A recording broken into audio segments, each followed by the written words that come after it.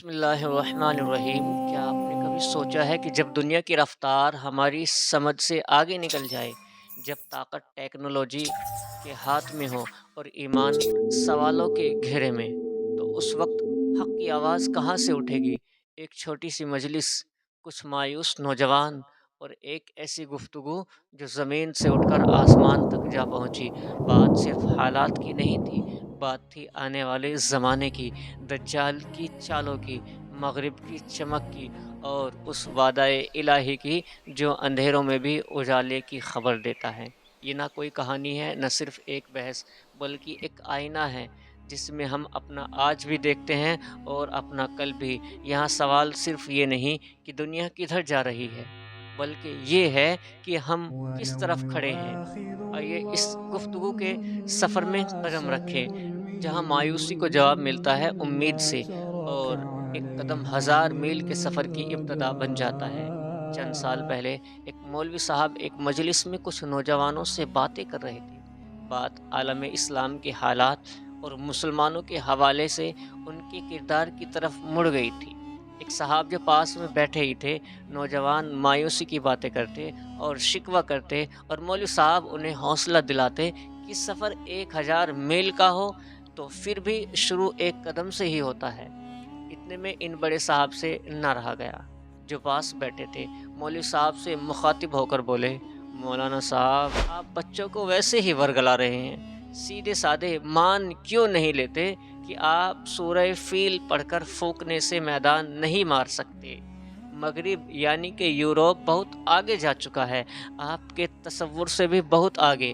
آپ مغرب کو جتنا آگے دیکھ رہے ہیں، ہم اس کو اس سے بھی بہت آگے دیکھ رہے ہیں، موجودہ زمانے کے معلوماتی انسانوں کی سوچ سے بھی آگے، کافی آگے جاتے ہوئے دیکھ رہے ہیں۔ جب تک مغرب کی مصنوعی طاقت فطری قوتوں سے آگے نہ جائیں گی، آخری جنگ ہی برپا نہ ہوگی، اور آخری جنگ کو سورہ فیل والے ہی جیتیں گے، بشرطے کہ ان کو سورہ کہف بھی یاد ہو۔ مولوی صاحب تو ہکا بکا ہو کر اس انسان کی شکل دیکھنے لگے کہ یہ کیسا جھرلو گھماؤ قسم کا آدمی ہے، بات کو کہاں سے کہاں پھیر دیتا ہے۔ ان کو تو کچھ نہ سوجھی، البتہ جن نوجوانوں سے گفتگو چل رہی تھی ان میں سے ایک بولا، جناب شاہ صاحب، لگتا تو یہی ہے، اگر حضرت مہندی بھی آ جائیں تو ان کو حالات سدھارنے میں بہت عرصہ لگے گا۔ نہ میرے عزیز، نہ چند سال بھی نہ لگیں گے، اس لیے کہ مغرب کی چکا چوند جو آپ کو نظر آ رہی ہے، اس میں مسلمانوں کا خون پسینہ شامل ہے، تو یہ چراغ جل رہے ہیں۔ اب مغرب اپنی اس کامیابی کے پیچھے مسلم دنیا کے قابل ترین دماغوں اور محنتی ترین باکمال ہنر مندوں کی موجودگی کا اعتراف کرے یا نہ کرے، بلکہ ان کی محنت پر بھی اپنی ٹریڈ مارک لگا لے۔ لیکن ایک دنیا جانتی ہے کہ مسلمان اپنی قیادت کی طرف سے حوصلہ افزائی اور اعتراف اور تحسین نہ ہونے کی وجہ سے مغرب کی چند گاڑی کا اپنا صلاحیتوں سے ایندھن دے رہے ہیں۔ گوروں میں اتنے جینس نہیں پیدا ہوتے جتنے ہم سے مراد عالم اسلام میں پیدا ہوتے ہیں، یعنی کہ جب اجتماعیت اور پرخلوص آواز لگے گی اور قیادت کا بے لوث پن سامنے آئے گا، تو یہ سب دوڑے دوڑے آئیں گے، تب آپ گرمی بازار دیکھے گا۔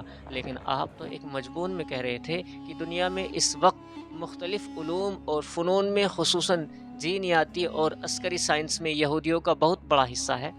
ان کے نوبل انعام یافتہ سائنسدانوں کی کھیپ ہے جو ان کو دجال کی قیادت میں دنیا بھر پر، یعنی کہ دنیا پر غلبہ دلانے اور موت پر بھی قابو پانے کے لیے کام کر رہی ہے۔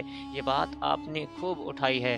دنیا کی تاریخ کو یکسر تبدیل کر دینے والی ہر ایجاد کے پیچھے یہودی ہے، یعنی کہ جتنی ایجاد، جتنی سائنس ٹیکنالوجی، جتنی ریسرچ چل رہی ہے، ان سب کے پیچھے یہودی ہے۔ مثلاً مائکرو پروسیسنگ چپ کے پیچھے اسٹیشنلے، نیوکلیئر چین، ری ایکٹر کے پیچھے لیو، آپٹیکل فائبر کیبل کے پیچھے پیٹر، ٹریفک لائٹ کے پیچھے چارلس ایڈلر، اسٹین لیس اسٹیل کے پیچھے بینو اسٹرس، ویڈیو ٹیپ کے پیچھے چارلس کنسبرگ۔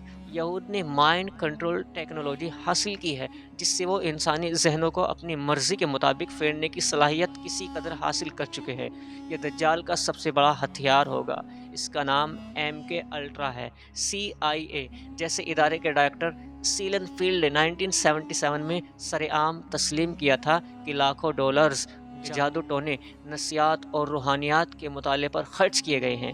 موسیقی کی دھنوں میں بیک ٹریکنگ کے ذریعے بیہودہ شیطانی پیغامات مثلاً کل یور مم ریورس ٹریک میں چھپا کر پوری دنیا میں نشر کیے جا رہے ہیں، بانٹے جا رہے ہیں، پھیلائے جا رہے ہیں۔ 1940 میں یہودی سائنسدان نیکولا ٹیسلا نے موت کی شعاعیں ڈیٹ ہرے ایجاد کرنے کا اعلان کیا۔ 1987 سے یہودی سائنسدانوں کی سربراہی میں زمین کی قدرتی گردش کو متاثر کر کے زمین کی نبض سے چھیڑ چھاڑ کی کوششیں شروع ہیں، یعنی کہ زمین کا مقناطیسی میدان ختم ہو جائے گا اور اس کی گردش تھم کر حدیث شریف میں بیان کردہ ظہور دجال کی علامت کے مطابق سست ہو جائے گی، یعنی کہ زمین کی جو گردش ہوگی وہ سلو ہو جائے گی، ایک دن ایک سال کے برابر، پھر ایک دن ایک ماہ کے برابر، پھر ایک دن ایک ہفتے کے برابر ہوگا۔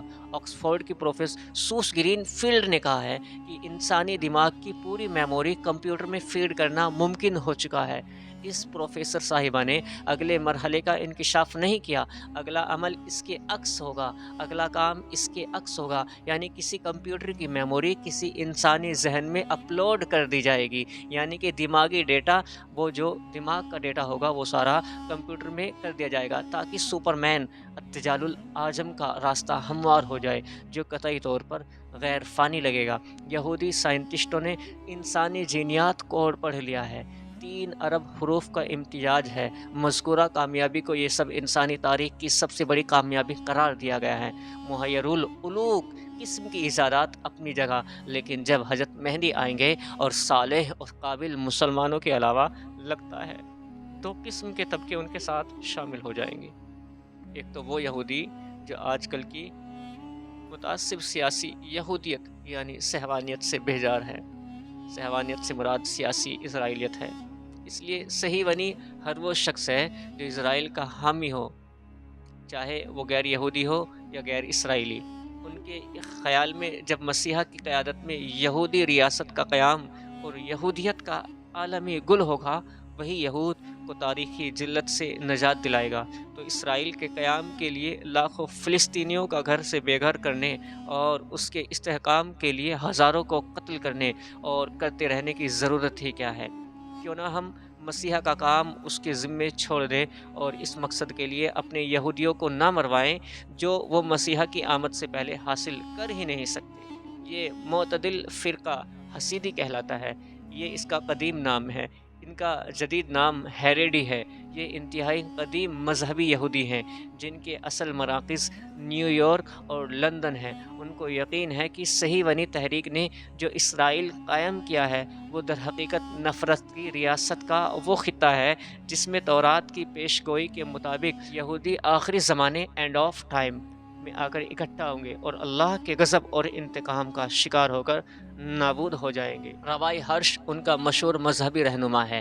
عرفات کی فلسطینی اتھارٹی میں یہودی معاملات کا تو وزیر رکھا گیا تھا، وہ اسی طبقے سے تعلق رکھتا تھا۔ مشہور فلسفی اور ماہر لسانیت نوم چومسکی اگرچہ اس فرقے سے نہیں، لیکن وہ اس کے ذریعے یعنی کہ ان کے نظریے کو تسلیم کرتے ہیں۔ وہ بھی غیر صہیونی یہودی ہے، یعنی وہ مذہبی طور پر اس بات کے قائل نہیں، لیکن غیر مذہبی سیاسی طور پر اس نقطۂ نظر کو تسلیم کرتے ہیں۔ برطانیہ میں مختلف مواقع پر اس فرقے کے لوگ فلسطینیوں پر اسرائیلی مظالم کے خلاف اپنا رد عمل ریکارڈ کرواتے رہے ہیں۔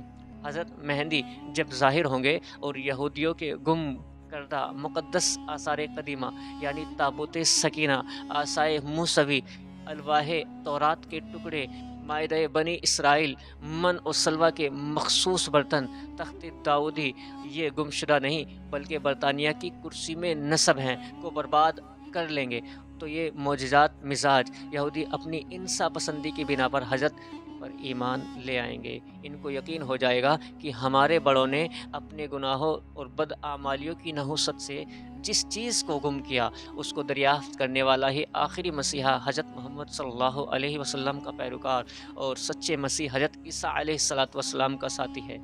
تابوت سکینہ کو دیکھ کر چند یہودیوں کے ایمان لانے کا ذکر حدیث شریف میں ہے، البتہ ان کی اس مذکورہ بالا فرقے پر تطبیق یعنی کہ تطبیق بندے کی خیالی کاوش ہے۔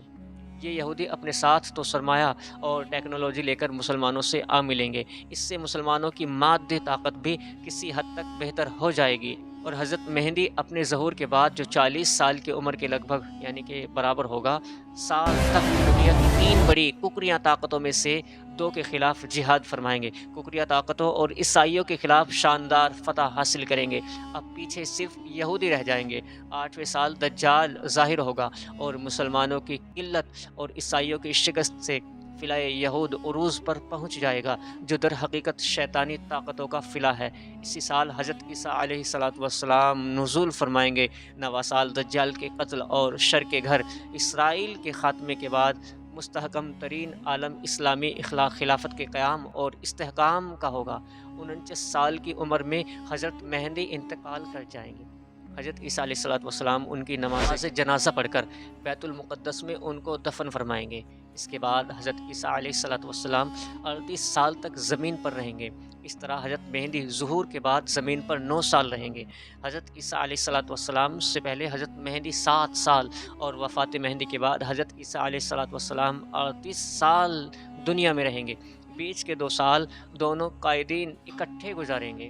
دوسرے اس تفصیل کے بعد اب ہم اس دوسری قوت کا تذکرہ کرنے کے قابل ہو گئے ہیں جو اپنی ٹیکنالوجی اور سرمایہ سے مسلمانوں کو درکار مادی طاقت کی کمی پوری کرے گی، یعنی وہ خوش نصیب عیسائی حضرات جو رحم دل ہیں اور انسانیت کی خدمت اخلاص سے کرتے ہیں۔ وہ حضرت عیسیٰ علیہ السلام کے مسلمانوں کی جہادی جماعت میں نزول کے بعد ان کو بھی دہشت گردی کا طعنہ دینے کے بجائے ان پر ایمان لے آئیں گے۔ انہیں یہ سعادت ان کی روایتی رحم دلی اور انصاف پسندی کے سبب ملے گی۔ یہ لوگ یورپ اور امریکہ کی حیران کن سائنسی طاقت میں سے کچھ حصہ کہا گیا ہے۔ یہ اس وجہ سے کہ مسلمانوں کی کامیابی کی اصل ٹیکنالوجی باطن میں بغض اور حسد کے خاتمے اور ظاہر میں تقوی اور جہاد کے اپنانے میں ہے۔ یعنی ایسا نہیں ہوگا کہ مسلمان بھی سائنس اور ٹیکنالوجی اور عسکری اور معاشی وسائل میں اس حد تک پہنچ جائیں گے کہ کفر کے غلبے کا مادی طاقت کے ذریعے ختم کر دے۔ نہ میرے محترم بھائیو، نہ، ایسا نہیں ہوگا۔ غزوات ہمیشہ غیر مساوی طاقتوں کے درمیان لڑے گئے ہیں۔ اللہ والوں اور شیطانی قوتوں میں ظاہراً زمین اور آسمان کا فرق رہا ہے۔ اگر ایسا نہ ہو تو وہ حق اور باطل کی ترقی اور فتح کے پیمانے تو ایک جیسے ہو جائیں گے۔ اللہ کی نصرت اور قدرت کاملہ کا مسلمانوں کے حق میں ظہور کا وقت پھر کب آئے گا؟ وہ تو اے میرے عزیزو، اس پوری گفتگو کا حاصل یہ نہیں کہ ہم وحشت، سازشوں یا آنے والے دنوں کی تفصیلات میں الجھ جائیں، بلکہ یہ کہ ہم اپنے آج کو سنواریں، قیامت کی نشانیاں ہوں یا آخری جنگ کی پیشین گوئیاں ہوں۔ ان کا مقصد ڈر پیدا کرنا نہیں، بلکہ ایمان کو مضبوط کرنا اور عمل کی طرف بلانا ہے۔ اگر سورہ فیل کی قوت ہم میں ہو تو سورہ کہف کی حفاظت بھی ضروری ہے، یعنی ایمان کے ساتھ علم، صبر کے ساتھ حکمت اور جذبے کے ساتھ اخلاق۔ دنیا کی چکا چوند سے مرعوب ہونے کے بجائے ہمیں اپنے کردار کو روشن کرنا ہوگا، کیونکہ تاریخ گواہ ہے کہ قومیں ہتھیاروں سے نہیں، اصولوں سے زندہ رہتی ہیں۔ جب مسلمان اپنے رب سے رشتہ جوڑ لیں گے، آپس میں اتحاد پیدا کریں گے اور انسانیت کے لیے رحمت بنیں گے تو نصرت الہی خود راستہ بنا لے گی۔ آخر میں بات بس اتنی ہے، انتظار مہندی کا نہیں، اپنے اندر کے مہندی کو جگانے کا ہے، وہ ایک قدم جس سے 1000 میل کے سفر کی ابتدا ہوتی ہے۔ اللہ ہمیں حق کو پہچاننے، اس پر قائم رہنے اور آخر تک صبر کے ساتھ چلنے کی توفیق عطا فرمائے۔ آمین یا رب العالمین۔